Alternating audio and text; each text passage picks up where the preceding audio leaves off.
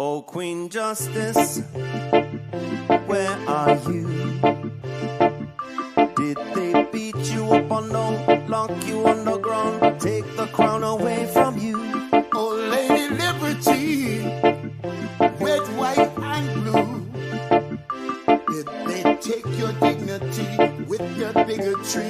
Teach you that you're born to lose. Free or guilty, it's gonna get filthy. Better believe, roll up your sleeves. It's gonna get rough, it's gonna be tough. We all agree, we've had enough. We've had enough of all the rules you break. We've had enough of all the money you make. We've had enough, no more life gets taken. We've had enough, this is a proclamation. It's been 400 years and we're 400 late. Together we stand from state to state. Going back in time won't make America great. We need justice now, people won't wait. Action, no more distraction. Every step we take, we gain traction. If it can happen to one, it can happen to all. United we stand, divided we fall. Free or guilty, it's gonna get filthy. Better believe, roll up your sleeves. It's gonna get rough, it's gonna be tough. We all agree, we've had enough. We've had enough of all the rules you were breaking. We had enough of all the money you were making. We had enough. No more life gets taken. We had enough. This is a proclamation. Free or guilty, it's gonna get filthy. You better believe, just roll up your sleeves. It's gonna get rough, it's gonna be tough. We all agree, we've had enough. We've had enough Of all the rules you're breaking. We've had enough. All the money you're making. We've had enough. No more life gets taken. We've had enough. This is the proclamation. We've had enough. Trayvon Martin and Tommy Rice. We've had enough. Michael Brown and Eric gonna pay the price. We've had enough. Philando, Breonna, George Floyd. What? We've had enough. So many gone. How can we fill the void? How can we feel? We've had enough. John Crawford, I know you've heard. We've had enough. Sandra Bland, come on and take a stand. We've had enough. Sean Bell, what the hell? We've had enough. Freddie Gray, did you hear what I said? We've had enough. This is a proclamation.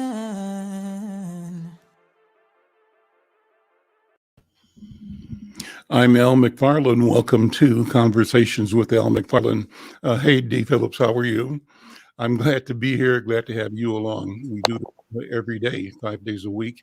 Conversations with Al McFarlane. Mondays, we try to connect with people in our neighborhood world here in Twin Cities. Leaders at Hawthorne neighborhood, Jordan, Central Powderhorn, Corcoran, the neighborhood movement, and we want to pay attention to that as we move into new administrations in the City Council of Minneapolis, new City Council members from 4th Ward in North Minneapolis, the return of Jeremiah Ellison to 5th Ward in North Minneapolis, the joining of the council by Latricia Vital, 4th Ward. She was a park board commissioner. Her term ends as she takes on her new responsibilities as city council member when the new members are sworn in January. In South Minneapolis or Southeast Minneapolis, Robin Warbaugh, I think her last name is properly pronounced, and Robin has joined the council as a member of the Democratic Socialist Party, a stunning upset over the incumbent Cam Gordon. And so she will be there. Also in South Minneapolis, joining the park board. We talked to her last week, and Alicia Smith, excellent organizer, motivator, action-oriented young leader.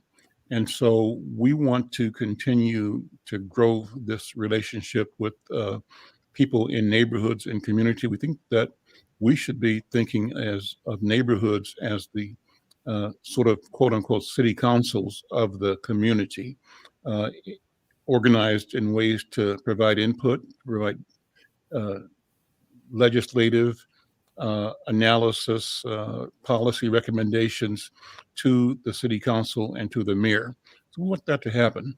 I want today to, I've reached out to both Latricia and Robin, seeing if they might be available. Not heard back from them yet, but if they are available to join this program at the bottom of the hour, I'd love to bring them on just to talk about what they are doing to plan and prepare for taking their office in City Council, 2nd Ward and 4th Ward, both as newly elected council members. So if you are connected to either of those candidates and see them or hear them, tell them I'm looking for them, and I'd like to have them on today's program. In the meantime, early this morning, I think around 6 or so, 6:15, I was a part of a panel presented at Black Press USA, the Facebook page of the National Newspaper Publishers Association. A great panel covering 3 different topics, and I want to share that half-hour conversation with you in case you missed it. I thought it was very interesting. I was pleased to be part of the panel. Before I do that, I want to say kudos to the National Newspaper Publishers Association, National Nmpa, we call it, is it's called the Black Press of America. It's the voice of Black America. Over 200 newspapers that reach, inform, connect our people nationwide every week. I think over 12 million readers, perhaps just a larger number than that. But I want to say again, kudos to NNPA, now under the leadership of Dr. Benjamin Chavez, a renowned leader and figure in the civil rights, human rights struggle in his own right, but now leading the Black press, and I say in an admirable way. So we're going to tune into that. I want to also say that I usually send out a notice on Facebook or share to groups that I either belong to or follow. And among them are several groups that are called Sykes Family, for example. Let me see what they are here. There's a group called, let's see, one second here. Groups. Just reviewing. There's a group called DNA Cousins Connect that I'm part of. I send out notices to Black-owned businesses in Minnesota, to the African American Family Reunion, to a group called North Talk, and also to a group called the Major Taylor Bicycling Club of Minnesota. Well, these groups are all local but based in community activist organizations, and my intent is simply to share these conversations with them and to invite them to be on board to this conversation with you. And I'm saying this now because I want to invite them, if they're monitoring, to actually join the conversation, to share again this link to their networks and to invite more people to grow our audience here. But I mentioned the Sykes Family. So there's a group called Sykes Family Public Group, Sykes Family Private Group. I'm a member of both. A group called Family 1000 and another called World of Sykes. Well, what does all that mean? I am a Sykes, that's why. And I've said this before too. My mom's maiden name is Sykes. They're from Sunflower, Mississippi. And as I got into genealogy, starting first with genie.com and then going to Ancestry and African Ancestry, and then my family heritage, these all genealogical DNA-based family search tools. I found out that this network of Sykes people is massive. And part of the story, and I could be wrong in this, but as I understand it, after slavery and probably very end of slavery, there were a lot of Sykes men who had several families across Mississippi. They were itinerant farmers and maybe sharecroppers and cotton pickers who would move from town to town following the harvest or the picking of the cotton. And so some of these men had several families. I recall a story in particular where my grandmother, we called her Big Mama, but her name was Martha Harrison. And when she was a child in Sunflower, Mississippi, the story goes, Alan Sykes, who became her eventual husband, and my grandfather came through and stayed at the either stayed or visited or lunch. I'm not sure of the detail, but somehow it was connected to the Harrison family. Martha Harrison was her name. And notice here, grown man, now he might have been 30 at the time. She was 11, 12, 13, and told the her father, whose name was Ollie Harrison or Allie Harrison, and her mother, Lizzie Harrison, that saved that one there, that 13 or 14 or whatever, young child for me. I'm coming back for her.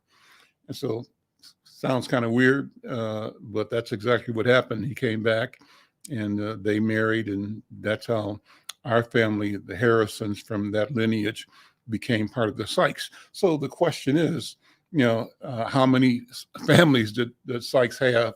And if I understand this, a lot of men were, moving and in different parts of the state of Mississippi, probably other states as well. And they may have had multiple generations of families. If Mr. Sykes, if my grandfather, Alan Sykes, was in his 30s, or older, he must have been at least 20, 30 years older than my grandmother.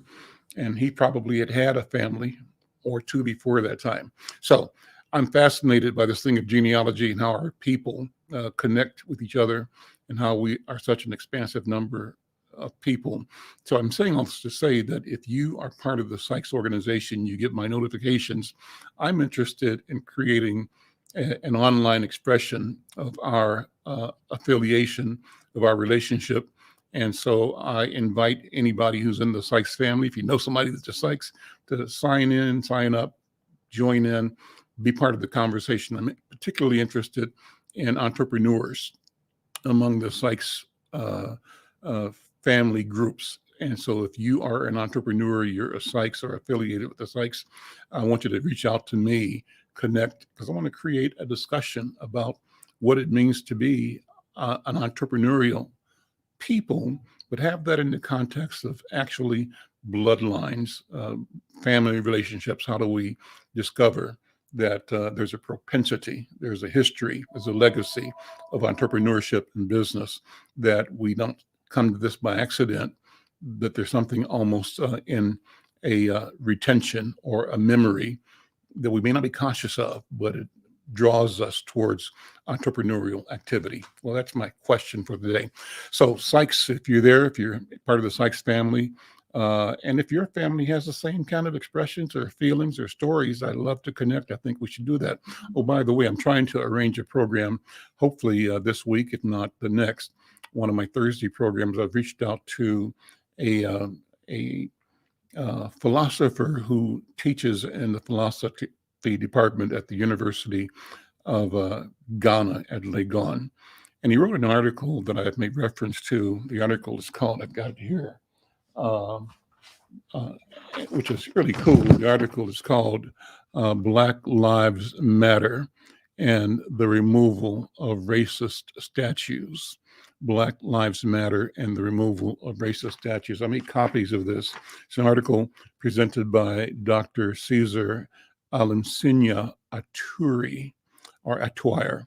And he's an intellectual who lived a number of years in Italy, taught in Italy, and is back now in Ghana.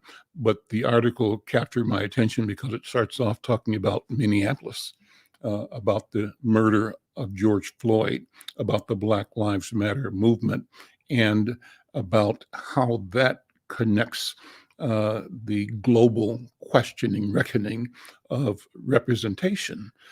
So there are statues in this town and around the country, around the world, that elevate, that glorify, brutal, murderous people, and frame what they did in the context of either national or cultural destiny, manifest destiny, etc. And the question that Black Lives Matter raises is whether we have an obligation to challenge the histories that are reflected, the stories, the narratives reflected in that process. And I want to throw out another word of thanks here before I show this. There's a friend of mine, never met in person, consider him a dear friend. He's an elder and leader in the community, Sanford Berman. Sanford Berman is a librarian.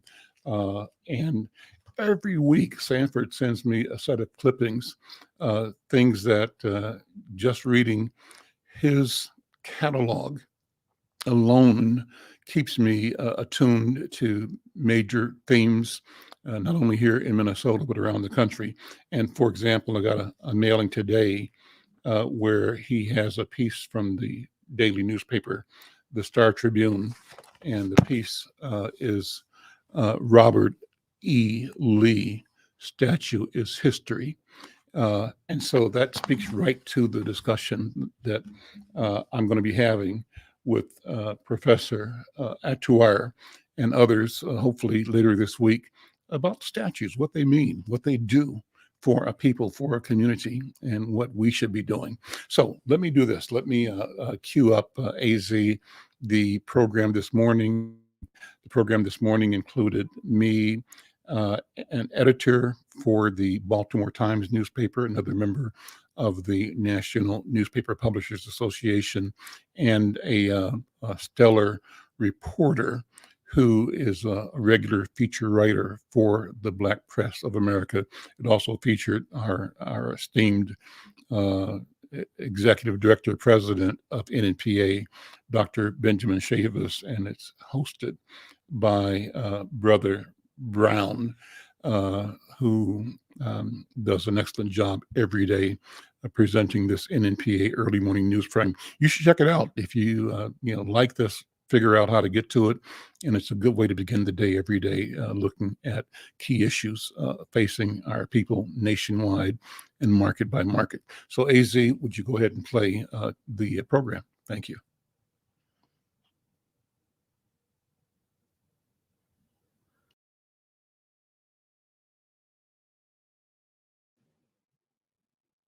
Good morning and welcome to the Monday, December 20th, 2021 edition of the National Newspaper Publishers Association's Let It Be Known. Who is in charge? In a heated exchange between Vice President Kamala Harris and radio personality Charlamagne tha God, the Vice President erupted when Charlamagne suggested that West Virginia Senator Joe Manchin was really the president. We have a lot to say about that this morning, about Joe Manchin, with our guests. And let's bring on our guests right now. Capitol Hill reporter extraordinaire Lauren Burke, Insight News publisher Al McFarlane, and Baltimore Times associate publisher Paris Brown. Good morning, everyone. Good morning. Good morning. Good morning. Well, thanks for joining us. Before we get into the Joe Manchin, Kamala Harris, Joe Biden, Democrat, Republican dynamic, let's start with our news headlines this morning. We have a couple this morning. 3 retired U.S. Army generals warned of an insurrection or even civil war if the results of the 2024 presidential election were not accepted by some in the military. Former Major General Paul Eaton, former Major General Antonio Taguba, and former Brigadier General Stephen Anderson made the warnings in an op-ed in the Washington Post over the weekend. They wrote that they were increasingly concerned about the 2024 election and the potential for lethal chaos inside our military. The generals highlighted the disturbing number of veterans and active duty members of the military. And reporting has shown that right-wing groups were plotting to bring weapons on the Capitol by supporters of former President Donald Trump. More than 1 in 10 of those charged had a service record. They outlined a possible situation in which after the 2024 election, some service members might pledge loyalty to a Trumpian loser who refuses to concede defeat and tries to lead a shadow government. I want to get your thoughts on that, Lauren. Is it too soon to be looking at that? You know what? I wasn't paying attention to the top of your news, so go to Al or Paris. Wow. prescription drug money. Sorry Sure, about no. that. Well, good. No, I think it's time to look at it, and it's a serious question. But the counter way of looking at it is to recognize the presence of our people in the military. I'm a veteran. I served in the Navy, and I'm connected to veterans here in Twin Cities and through the Veterans Association. And what I can tell you is that the presence, the posture, the stature of African American service men and women is significant, important, and is a counterbalance to the crazies. I experienced, and this is like in the 70s before you guys were born, probably, when I was in active duty. I mean, the 1970s, actually the 60s. Just rebel white boys and their co-conspirators in silence from the North, who always had an attitude about Black people. But I also experienced a sense of solidarity and a sense of maintaining both safety and self-defense among Black military men and women. So we didn't back down, didn't back up, and didn't take no mess from nobody. We knew that when white boys got drunk on shore duty, they started getting loose with the lip, we fought. So I'm saying that attitude is probably amplified now, and that we simply have to be aware of and embrace and connect our sons and daughters, our grandsons and granddaughters who are in the military, and create both a discussion and an expectation that they know what to do. They know what to do for Black people, and what to do for Black people is really what to do for our country. We have a stake in ensuring that democracy works for everybody in the country, and we certainly can't let them take it away from us. Yeah. Well, let's see if we can get Lauren's attention for our next news topic. You got me. I would like to add to. Oh, go ahead, Paris. Yeah, absolutely. I don't think it's too early to have that conversation, but I agree with Al. It is about upholding and protecting the Constitution of the United States, which is also the safety of the American people. So, yes, they need to have this conversation now. We do need to be prepared for that. Yeah, we don't need to a repeat of January 6th where, you just could not have imagined that happening. Our next topic this morning, President Biden's Build Back Better legislation is dead on arrival, and it's a Democrat who killed the bill. Democrat Senator Joe Manchin of West Virginia said he's a no on the Build Back Better Act. With this piece of legislation, I just can't. I've tried everything humanly possible. I can't get there. You're done. This is a no. This is a no. It's a no, and so I definitely want Lauren's perspective on this, because he not only said no, say he's voting no, but he went to the Republican-friendly Fox News. Is there any significance behind that? Yeah, the significance is they're not going to ask him any questions about exactly what he doesn't want in the bill and what exactly his framework was that he just brought to the White House days ago. That's the significance of Fox News. And also just waiting until the Senate adjourned on Friday after doing a bunch of ambassadors and some judges so that he wouldn't get chased around the hallway by media that was going to ask him specific questions as to why he has a problem with this bill. Clearly, the explanation given on Fox makes no sense, that he, quote, can't explain it to people in West Virginia, which is the 6th poorest state in the United States, where things like free pre-K and insulin caps of $35, capping insulin at $35, okay, a child tax credit, which of course puts money in the pocket of everybody, but also low and middle class Americans. Bernie Sanders was on CNN shortly after hearing this yesterday. He said that he would commission a poll in West Virginia to see if people in West Virginia would in fact agree or not agree with what Manchin is saying. But it makes absolutely no sense, his explanation. The only logical explanation is the most obvious one, which is that Joe Manchin is owned by Big Pharma and Big Coal. He's worth $4 million. He's worth $4 million because of coal. And his son is running the coal company that he made $4 million, that he's worth $4 million off of. And why I was distracted at the top of the show, I was trying to get the exact number of the amount of money that Big Pharma, that the pharmaceutical industry has donated to him.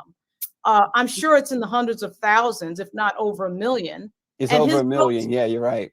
Yeah, his votes just happen to align with the two things that are giving him the most money, and we're supposed to sit here and pretend that we're not noticing that. So that was ridiculous what we saw yesterday. Well, and the NMPA's executive administrator, Claudia Perry, says he's a Republican who infiltrated the Democratic Party. And, you know, this is the first time, Lauren and Al and Paris, that the White House has hit back at one of their own, or supposedly one of their own.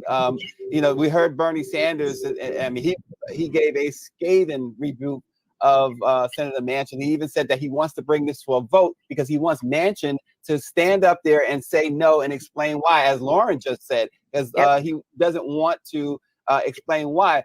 But also here, listen to this, and I want you guys' reaction to this. The president learned that his chief negotiating partner, I'm reading the statement here, was pulling the plug from the White House aides who did not hear the news directly from Senator Manchin, but from a member of his staff just 30 minutes before Manchin went on Fox News. And the White House issued a scathing statement. They said that Manchin's comments were at odds, this is a quote from the White House, at odds with the White House and with his own public utterances. And here's what Jen Psaki, the White House press secretary, said. She says, on Tuesday of this week, Senator Manchin came to the White House and submitted to the president in person directly a written outline for a Build Back Better bill that was the same size and scope as the president's framework and covered many of the same priorities.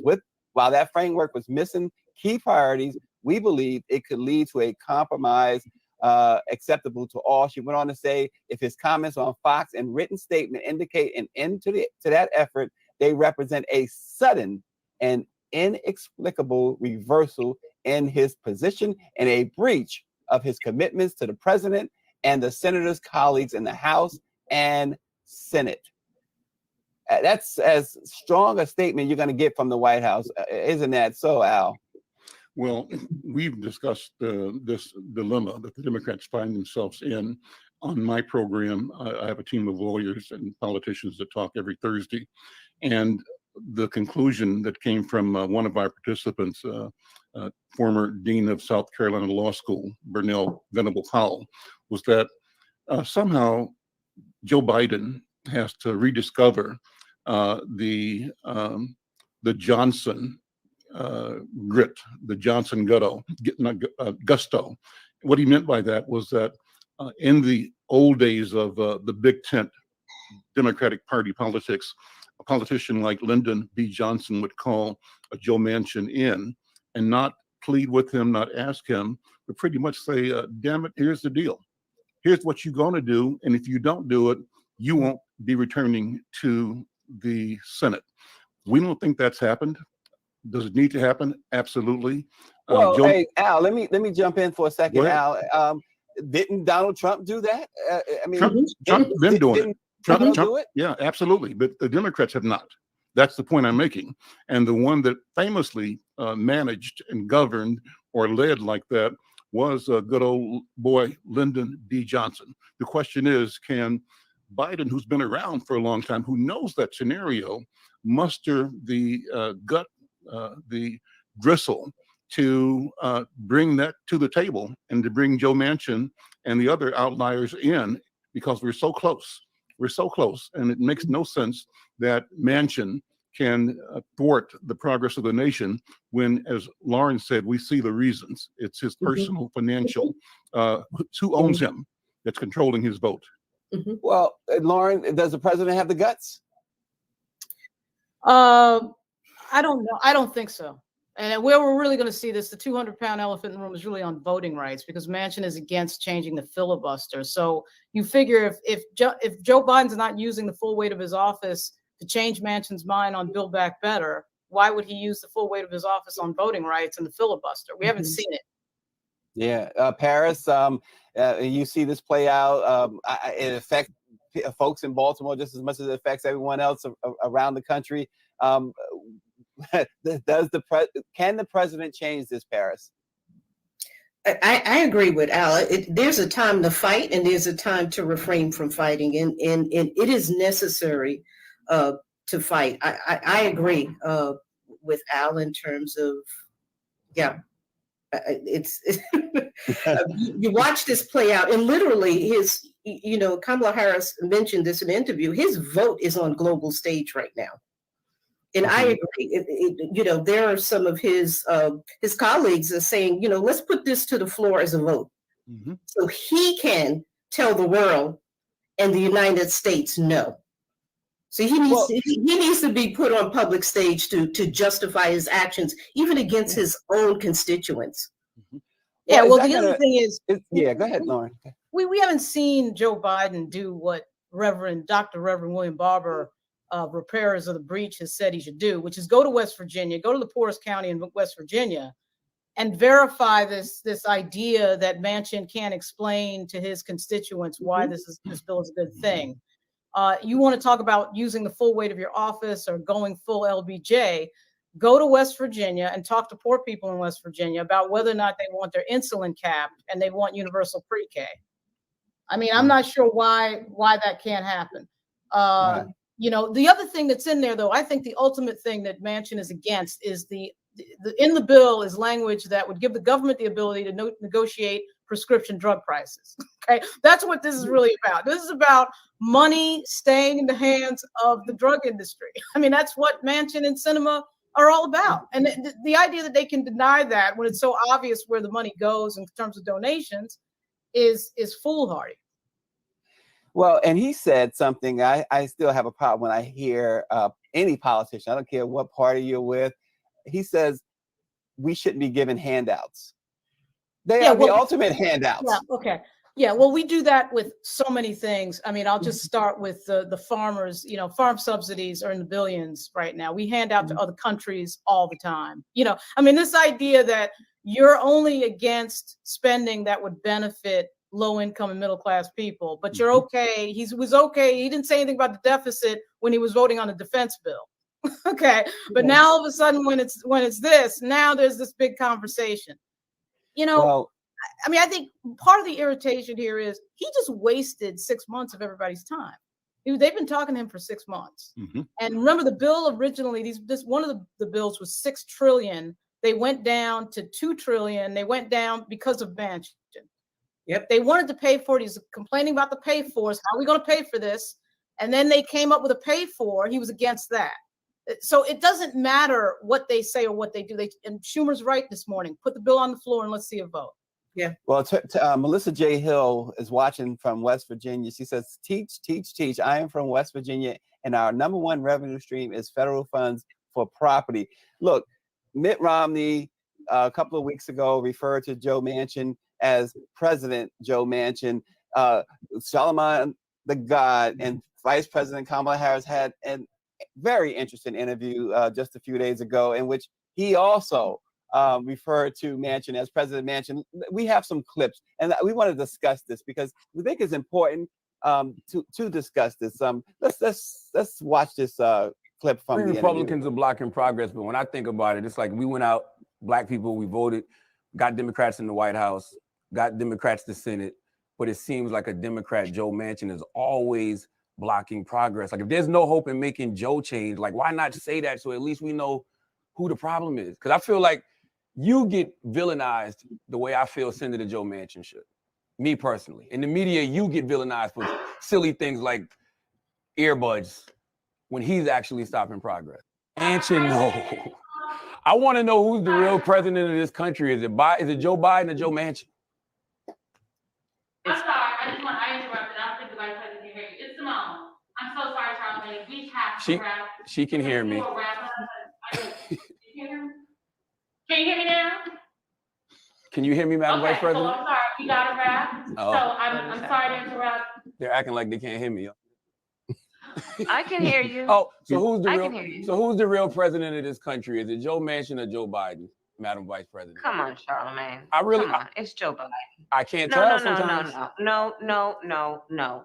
It's Joe Biden. And don't start talking like a Republican about asking whether or not he's president. Do you think Joe Manchin is a problem? It's Joe Biden, and I'm vice president, and my name is Kamala Harris. And the reality is, because we are in office, we do the things like the child tax credit, which is going to reduce Black child poverty by 50%, on track to do that. We do things that are about saying that our Department of Justice is going to do these investigations and require that we end chokeholds and have body cameras. It is the work of saying we're going to get lead out of pipes and paint because our babies are suffering because of that. It is the work of saying people who ride public transit deserve the same kind of dignity that anybody else does. So let's improve that system. Well, I'll tell you what, there's no question who's the president of the NMPA. He's here with us now, Dr. Benjamin Chavis. Dr. Chavis, good morning. Good morning, and we thank all of our panelists for being with us. There's an old axiom in the Black press. If you ask a tough question, be prepared for a tough answer. So Vice President Harris gave Charlamagne what he asked for.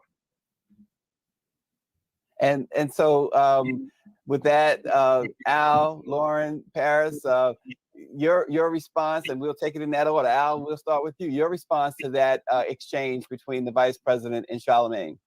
I thought it was excellent. Number one, I think Charlamagne asked the right question. He asked it in the right spirit. His job, his duty, and his platform allows him to say what people are thinking and what popular culture and popular protocols have us not do, say, or think. He did it. But I think equally she was brilliant and she was on point and she was right to respond the way she did. And I think that the takeaway here is that we have to challenge our own people and put them in a position where they have to be harder, go harder, fight longer, and deliver what we want them to deliver for us. And they have to be in a position where they say, I can't go back there and tell them that that I can't get this done. President Biden, Vice President Harris have to be in a position where they cannot come back and report to Black America or America that we just couldn't get voting rights done. Yeah, Lauren? I think Charlamagne's question, as we just learned yesterday, was, of course, once again, the right question. And anytime you have somebody sitting around who's only gotten 200,000 votes versus somebody who's the president of the United States has gotten over 75 and 80 million votes, you want to ask that question. I actually think the vice president greatly overreacted, quite frankly. I mean, there's a lot of ways to react to questions that you don't like or questions that you think are stupid. But you have to remember, and I say this knowing that she's the most over-analyzed vice president in the history of the United States. I get it, but she doesn't have to act as if she's got to match Charlamagne in anything. She could have just said, "Look, Charlamagne, I get the spirit of your question, but obviously, the president of the United States is Joe Biden. But we got to be real here. Joe Biden has not built public support for Build Back Better. He has not done everything that he can do to build public support for Build Back Better. And when you got a narcissistic United States senator who likes to talk to the media all the time, who likes to be chased around by the press, which is why he walks out on the Capitol Plaza so the press can chase him and so he can be on TV all night, you got to match that. You got to match that in your media and your communication strategy. And the White House is not doing that. Yeah, and Paris, it seems to me that it was more of, and we love Simone Sanders. It seems like it was Simone who didn't want that question answered, but the vice president basically said, no, I'm going to answer it, and this is how I'm going to answer it. And she was very forceful in her answer, correct? Yes, the old Kamala Harris came back, but I think it was a necessary question to come from her office to say, look, this is the president, this is the vice president. Let's just set the record straight. But I think that one of the things that is really important, he never asked her about the issues that she was laying down, but those issues, every single one of those policy agenda issues that she's talking about, those are the issues of the Congressional Black Caucus. Combating voter registration, strengthening the protection for workers, healthcare, pre-K, all of those issues are issues that impact the African-American community. And so there was no questions about that, but that is the CBC's agenda, which she put forth during that interview. Well, also we know too that at that point in time, the White House had not responded. At that point in time of this interview with Charlemagne, the Manchin had not said no to Build Back Better. And at that time, the White House had not said what it said yesterday, which is they really took Senator Manchin to task. You think that would have changed anything in that interview? And the Vice President's response had the White House put out its response before her interview with Charlemagne? Well, yeah, I mean, absolutely. You see, the premise of the question that Joe Biden's leadership is weak stands as a problem until we saw that statement, which obviously he approved, last night, which of course lit Manchin up. But quite frankly, if Jamal Bowman and AOC and Cori Bush and Ilhan Omar could figure this out 2 months ago, I'm not sure why the White House couldn't figure it out, talking directly to Joe Manchin every single day. So somebody's got to wake up over there, because the strategy they're using with Manchin is not working. Also, there should be some pressure on Chuck Schumer, because Chuck Schumer made a deal with Manchin in the background that nobody knew about on the House side, that wasted 4 months. And, when Pelosi can't get the votes, everybody's on Nancy Pelosi talking about how Nancy Pelosi couldn't bring it home. Well, Schumer can't get the votes, and he's only got 50 people to worry about. So at some point, Schumer's got to enter into this as a player and as somebody who gets criticized.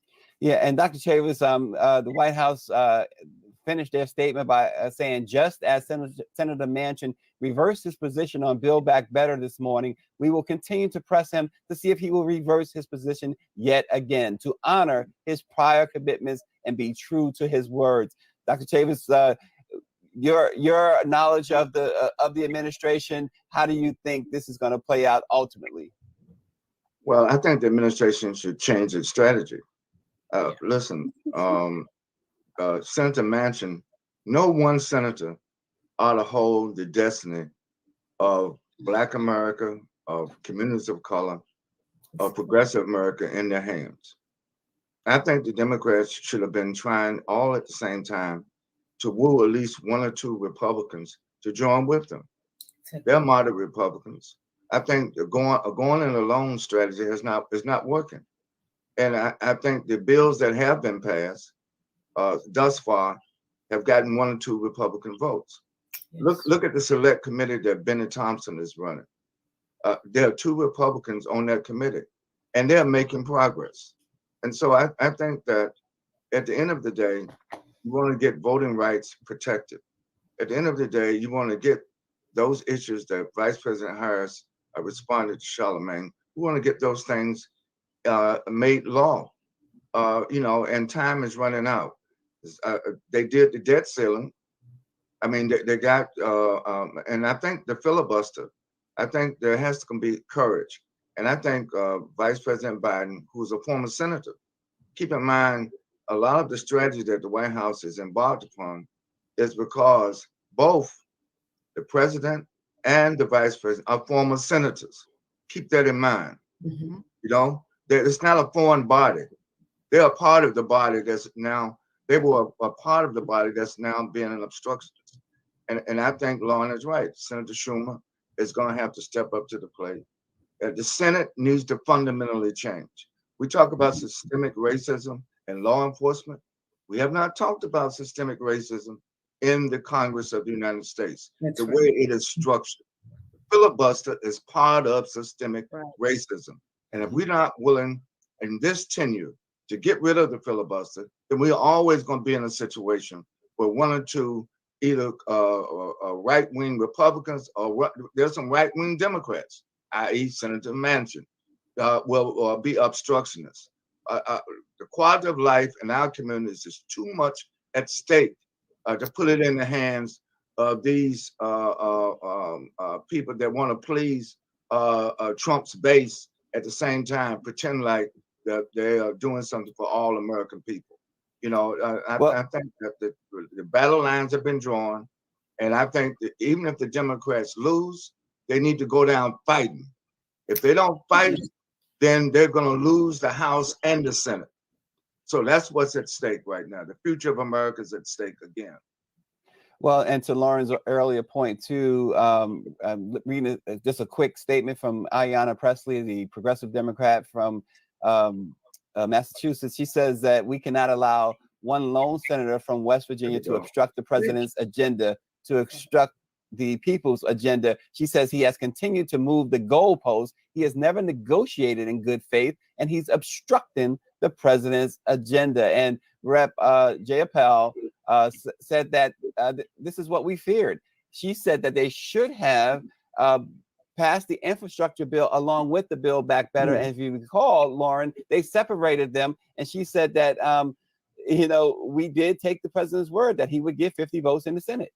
Right. Yeah. I mean, obviously, those 6 progressives were absolutely right. We all know that now. But the bigger piece is that we're in a fight for our democracy, because the next round is on the filibuster and on voting rights. Manchin does not want to change the filibuster rules until a Republican agrees, which we all know is not going to happen. The only person I can think of on the Republican side that would maybe even think about doing that is Lisa Murkowski.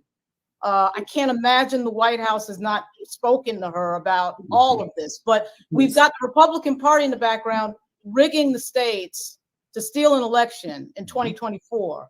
And the Democratic Party has got to realize that that's the bigger piece here. Yeah. Paris Brown from the Baltimore Times, who shares the same name as my daughter. I want to get your final thoughts as we close out this morning. Wow. Nothing about politics has changed from the very beginning. But we do need to fight. I think and the truth really needs to be on public display behind what's going on. Manchin is bought and paid for.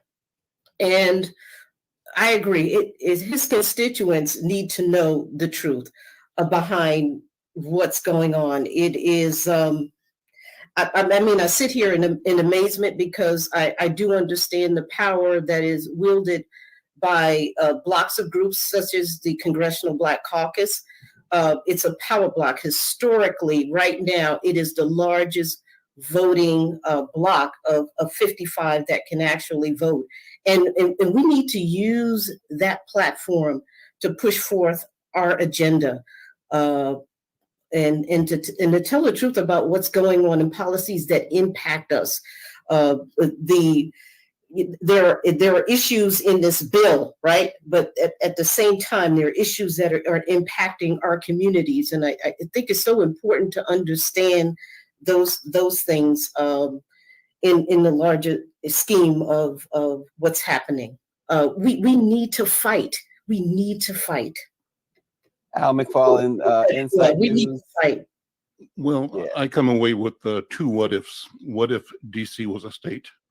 How would that change the dynamic of governance? And what if we changed the number of justices in the Supreme Court? Yes. And we didn't have a Supreme Court stacked by the conservatives, by Donald Trump, and those that intend to deny, that will support the negation of the advances we've made as a people. So I'm saying we've got to think differently, think more broadly, and see the connection between the institutions that limit our capability and breakthrough by changing the composition of the court, breakthrough by changing the composition of the Senate. And that means creating representation in the Senate and in the House from Washington, D.C. I think, as you said, Paris, we've got to fight, and we simply have to talk about the fight and mobilize and encourage our people to think, talk, and demand. Yes. And Lauren Burke, your closing thoughts. My closing thoughts is that if everybody thinks that this is exciting, watch what happens next month when we get into voting rights. And thankfully, for information purposes only, Reverend Barber has been great at focusing on exactly where this was leading. Barbara Unwine and Reverend William Barber have been saying that this moment was coming for 4 months, 5 months now at least. And it came to Build Back Better first, but we're going to have the same discussion next month. Yeah, absolutely. Dr. Chavis, of course, your closing thoughts. For all of our 230 African-American owned newspapers and as they're well represented on this panel, and Karen Carter Richards at NMPA. I just want to remind everybody that we not only need to change what's going on in Washington, we also have to change what's going on in these state legislatures around the country. And these, I agree with Al, but one way you change the Senate is also you have to vote some of these senators out of office. What you do. You know, don't think that these people are invincible. You know, from Kentucky to Texas to Georgia, you know, we got Georgia, but they're going to fight back. And I think that Florida is a key state, you know, as well as Texas. We have to do a better job at the state level and at the grassroots level. If you want to change Washington, you don't change Washington just in DC. You change Washington in every precinct, in every congressional district, in every Senate race. A lot is on the line in 2022. You know, as it was in 2020. You know, what happened in January the 6th, last January, it was only a dress rehearsal to what's going to happen in 2022, and as Lauren said, in 2024. This is the next civil war in America, and we all better be prepared. Well, we certainly thank you all. Thank our producer for putting together this great panel with this great discussion. The NMPA's Midwinter Training Conference, we want to remind you, of course, it kicks off on January 19th at the Diplomat Beach Resort in Hollywood, Florida through the 22nd, where the theme is the publishing industry advancing the Black press of America, reaffirming, engaging, and empowering. Visit www.nmpa-events.com to register and reserve your hotel room. The NMPA is adhering to strict COVID safety procedures, including anyone responsible for dining areas. They will wear gloves, social distance for everyone in all spaces, masks, and so forth. The NMPA repeatedly and will continue to advocate all necessary safety measures for its staff, freelancers, and all guests. So join us next month in Hollywood, Florida. Thanks for joining us this morning. We will see you tomorrow. Okay, what a great program. What a wonderful program. I see Victoria Dooley is here and Dee is here. And if there are others that want to join the program, please figure out how to reach out to AZ at insightnews.com, and we can send you a link to have you on the program as well. One of the comments that came across Facebook was from Marvin S. Robinson II. Marvin said, so this is organizational. And he's saying that the entire population of people inside the U.S. should be given open voting rights.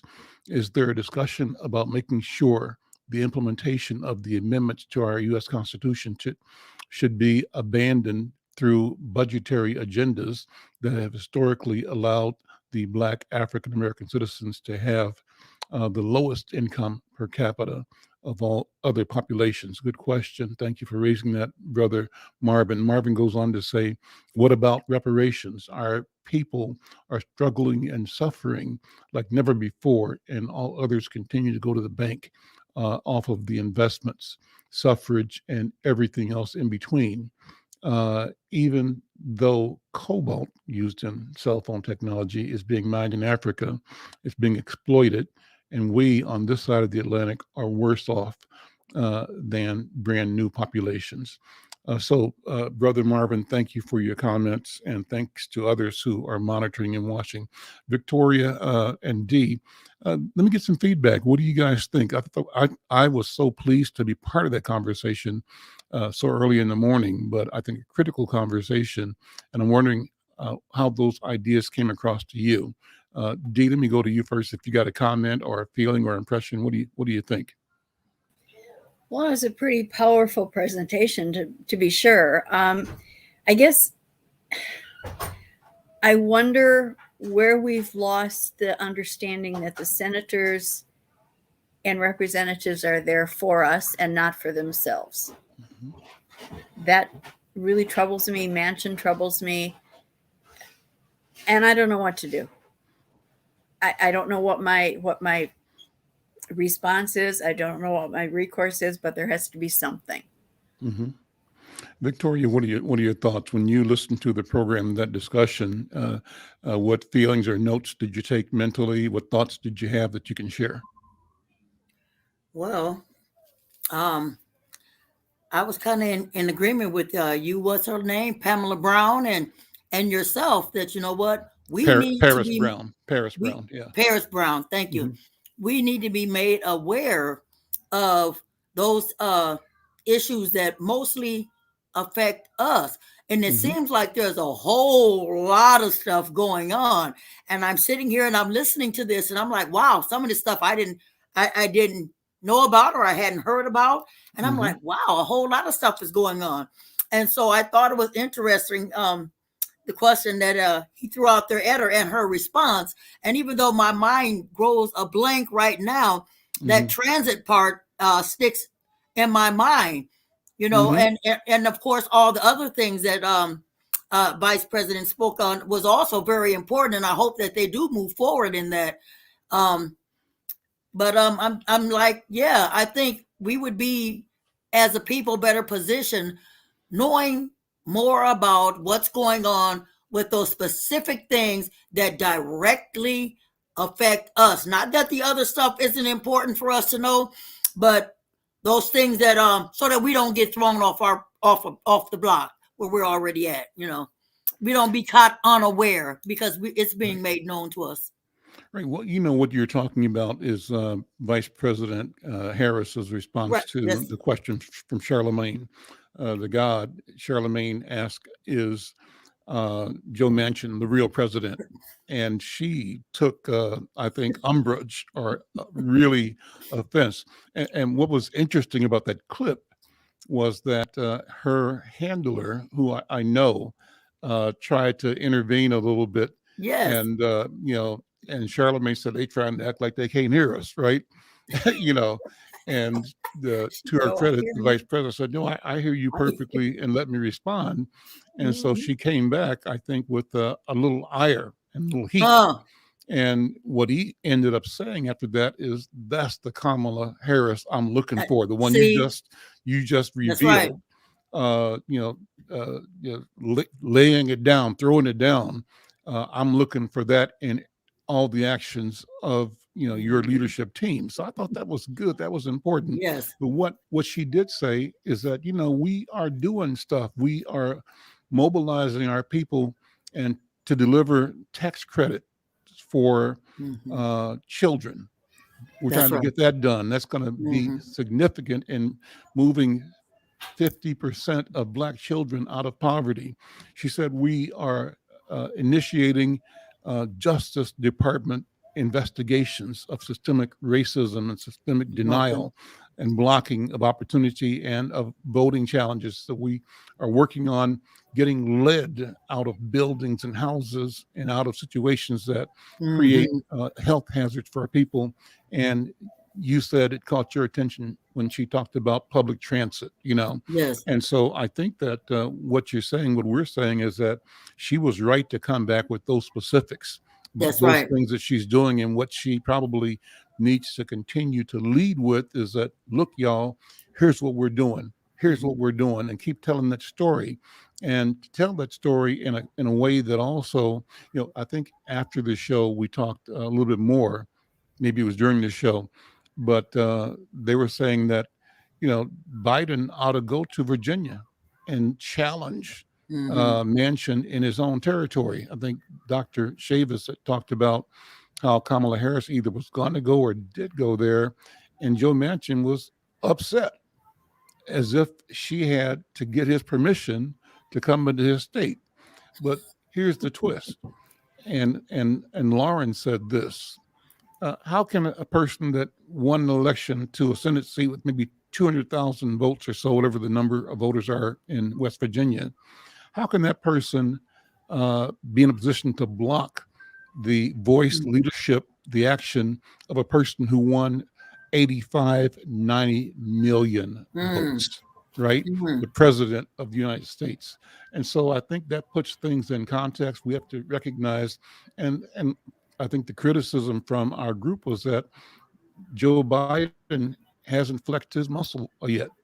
hasn't flexed enough muscle, and that if we hearken back to how Lyndon Johnson ran the country, he was kind of bare knuckled and brought in dissenters and outliers and said, look, here's the deal. Either you give it a program or you're going to be gone. Well, and as someone said, the host said, well, didn't Trump do that? Yeah, that's exactly what he did, right?